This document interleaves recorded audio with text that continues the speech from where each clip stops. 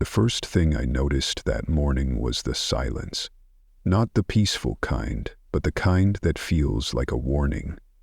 My dog Max usually barks at the garbage truck at 7:03 a.m. like he's clocking in for a shift. Today, nothing. I woke up to my phone buzzing with a weather alert, but it was just another heat wave warning. It should have been a normal Tuesday, but something felt wrong in my bones. Not fear, not yet. Just that feeling you get when the air is heavy before a storm and you know something's coming for you, even if you can't see it yet. I stood at my window and looked out at our street, Riverview Lane. The neighborhood is average American, rows of two-story houses, flagpoles, kids' bikes, cars that should have been in the shop 3 years ago. It should have looked normal, but there were things that didn't fit. Mr. Johansson, our retired neighbor, usually walks laps around the block every morning. I watched him shuffle past, coughing hard, like he was hacking up his lungs, but he didn't even stop to wave at me. He always waves. A little further down, there was a dark streak on the sidewalk. At first, I thought it was just oil from someone's leaky sedan. Then, I saw the smear drag into the grass and disappear behind the miller's mailbox. It was too red to be oil. I got a text from my sister Jess, who lives 2 blocks away. She said, "You see the army truck?" I looked out, and sure enough, a dark green military van sat across from the park, engines off, 2 soldiers inside just sitting there. Not moving, not even talking. My phone buzzed again, saw them go into the Robinsons' house. Don't know why. Be careful. I texted back but got nothing. I shrugged it off and tried to get on with my morning. Made coffee, burned my toast, spilled half the cup on my only clean t-shirt. Typical. But I couldn't shake the itch in my chest, like something was off, but no one was going to say it out loud. At 8:20 the Wi-Fi cut out. I thought it was Comcast being Comcast. No news, no YouTube, no work emails. I tried to call Jess, straight to voicemail. I texted my friend Nate, who works night shifts at the hospital. "Everything good?" He replied, "Busy. Stay home today." Seriously. I tried calling my mom. Same thing. My neighbor across the street, Lisa, was on her porch, phone in her hand, face tight. She kept looking at her front yard like she was expecting someone to jump out of the bushes. I waved. She didn't wave back. I grabbed the old radio my dad left me, the one with the crank handle. I turned it on and a scratchy news voice was saying, "Residents are advised to remain in their homes. Do not approach strangers exhibiting violent behavior or symptoms of illness. Shelter in place until further instructions." The same loop every 10 minutes, then static. I felt my stomach twist up. It was official. Something was happening and I didn't have a clue what, but it wasn't normal. I sat at my kitchen table, staring at my phone, willing it to buzz with a message that would make sense of all this. Nothing. Just silence, except for Max, who started whining at the back door. I looked out, and for a second I thought I saw someone crouched behind the garbage bins. Just a shadow. When I opened the door, no one was there, but there was a bloody handprint on the gate. The next hour was a blur. I locked every door and window. I pulled out the baseball bat from the closet, the one I hadn't touched since college. Max barked at every sound, every shadow passing outside. I tried to call Jess again, over and over, no answer. I thought about running over to her house, but the radio's warning kept playing in my head. Do not leave your home. It was the first time I realized that my house might be the only safe place left, that, or the last trap I'd ever step into. When the first scream hit, it sounded close enough to be in my living room. I nearly dropped my phone.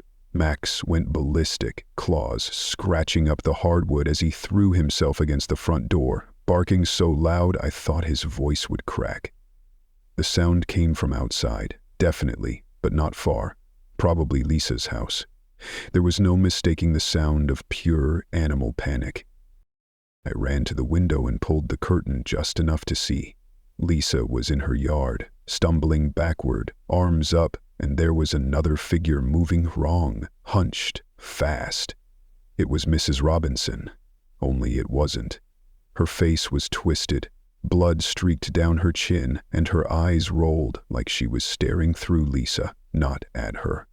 Lisa tried to shove her away, but Mrs. Robinson lunged, teeth bared, and took Lisa down into the grass. I just froze. My body wanted to run out there and help, but every instinct screamed to stay back. My hands shook so hard I dropped my phone on the floor. When I picked it up, the screen was cracked, but it still worked. I tried dialing 911. Nothing. All circuits busy. I didn't even bother trying again. The military van was still there, parked across the street, but the soldiers were gone. I couldn't see any movement inside. I thought about running out and banging on the doors, but when I looked again, there were bloody handprints smeared across the side, like someone had tried to get in. Or get out. Max was going nuts at the back door. I ran to grab him before he clawed straight through it. Through the kitchen window, I saw something move in the neighbor's backyard. The Robinsons' teenage son, Tyler, was limping fast toward our fence, eyes wild, his shirt soaked in red. He kept glancing back like something was chasing him. He hit the fence hard and tumbled into our yard. I yelled his name, but he didn't answer.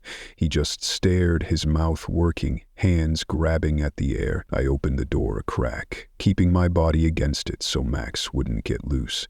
"Tyler!" I hissed.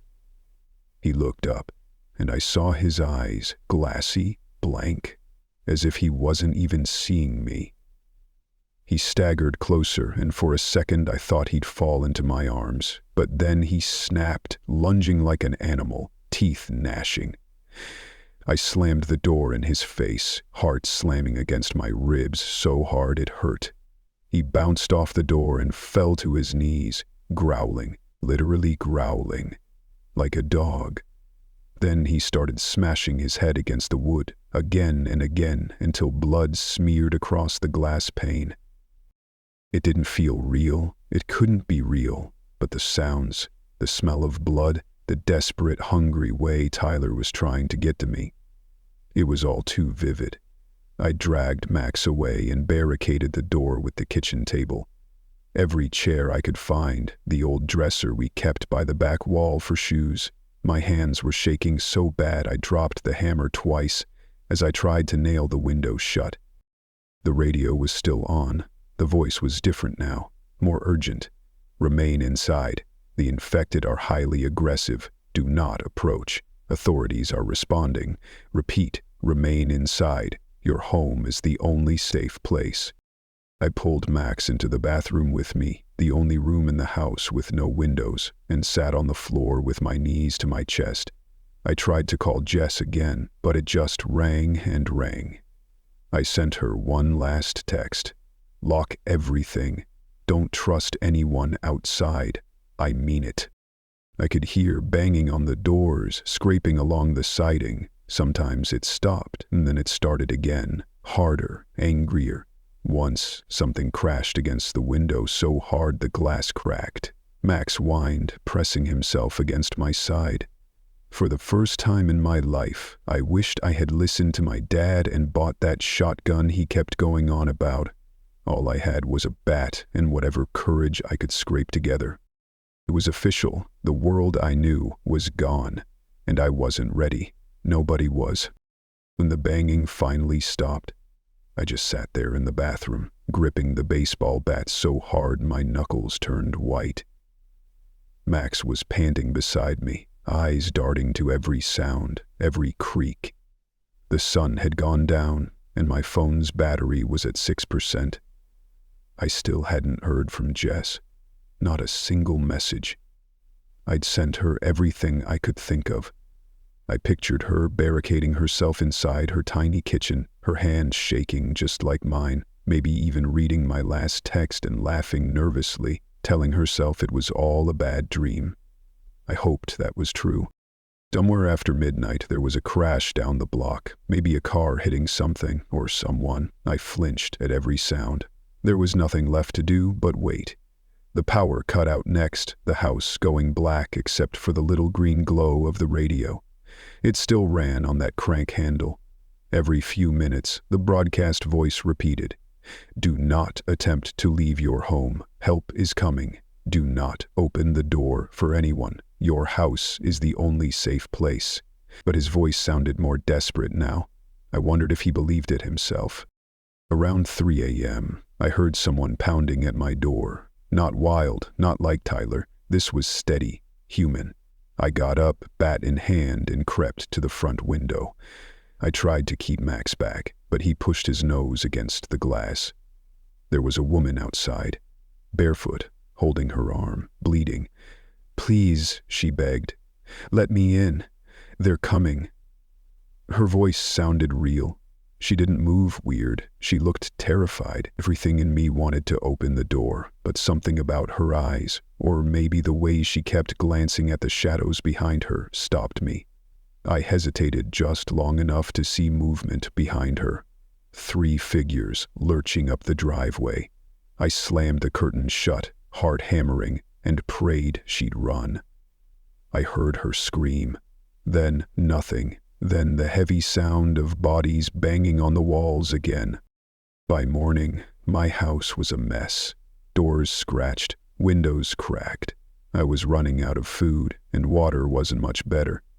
Max whined at the empty bowl, but I had to ration everything.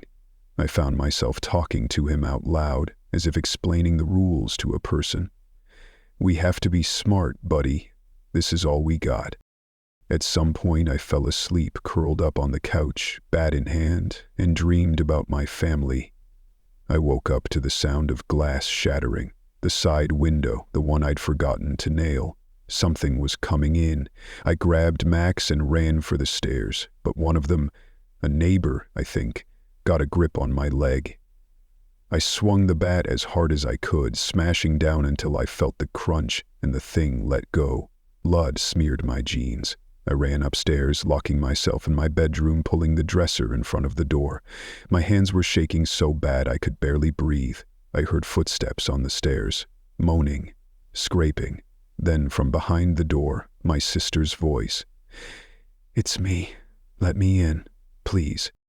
It sounded like Jess. I almost opened the door, but then I remembered the woman outside, remembered the warning. I looked through the peephole. It wasn't Jess, not really. Her eyes were all wrong. She banged on the door, harder and harder. "It's me. Let me in." Her voice cracked into something deeper, then a growl. I fell back, choking on a sob, covering Max's ears as he barked at the door. The banging kept going until it finally stopped. I never heard her leave, just silence, horrible, suffocating silence. Eventually, when the sun started coming up, I climbed out onto the roof with Max and watched the neighborhood. My house was ruined. There were bodies in the street. Some got back up and wandered away. Some didn't. I was bleeding from my leg, not sure how bad, but I wrapped it in an old t-shirt and hoped for the best. The world wasn't the same. I wasn't either. I knew I'd have to move. I knew Max and I would have to try for somewhere new. But for now, my house, the only safe place left, felt like a coffin. But at least I was alive, and that was all that mattered now.